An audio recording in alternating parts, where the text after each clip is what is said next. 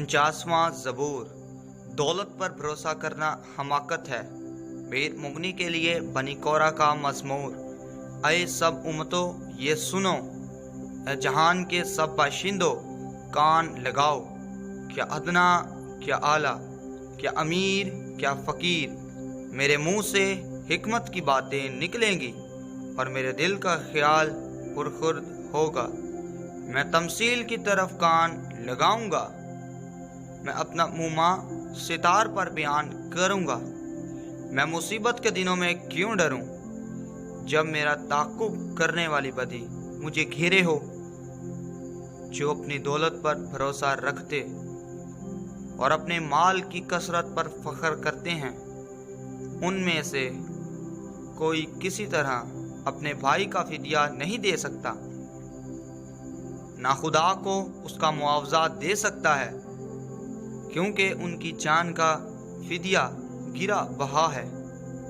वो अब तक अदा ना होगा ताकि वो अब तक जीता रहे और कब्र को ना देखे, क्योंकि वो देखता है कि दानिशमंद मर जाते हैं, बेवकूफ़ों हैवान खसलत बाहम हलाक होते हैं और अपनी दौलत औरों के लिए छोड़ जाते हैं।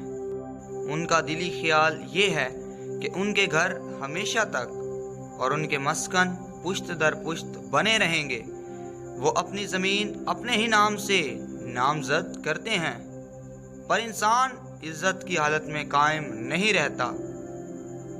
वो जानवरों की मानिद है जो फना हो जाते हैं।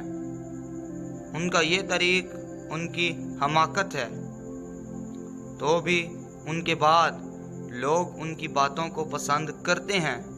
वो गोया पताल का रहवर ठहराए गए हैं। मौत उनकी पासबान होगी, दयानतदार सुब को उन पर मुसल्लत होगा और उनका हुस्न पताल का लुकमा होकर बेठिकाना होगा। लेकिन खुदा मेरी जान को पताल के इख्तियार से छुड़ा लेगा, क्योंकि वही मुझे कबूल करेगा। जब कोई मालदार हो जाए, जब उसके घर की हशमत बढ़े, तो तू खौफ ना कर, क्योंकि वो मर कर कुछ साथ ना ले जाएगा, उसकी हशमत उसके साथ ना जाएगी। ख्वाह जीते जी वो अपनी जान को मुबारक कहता रहा हो, और जब तू अपना भला करता है तो लोग तेरी तारीफ करते हैं, तो भी वो अपने बाप दादा की गिरौज से जा मिलेगा। वो रोशनी को हरगिज ना देखेंगे। आदमी जो इज्जत की हालत में रहता है पुरखुर्द नहीं रखता, जानवरों की मानिद है जो फना हो जाते हैं। आमीन। यीशु जिंदा है, शैतान शर्मिंदा है।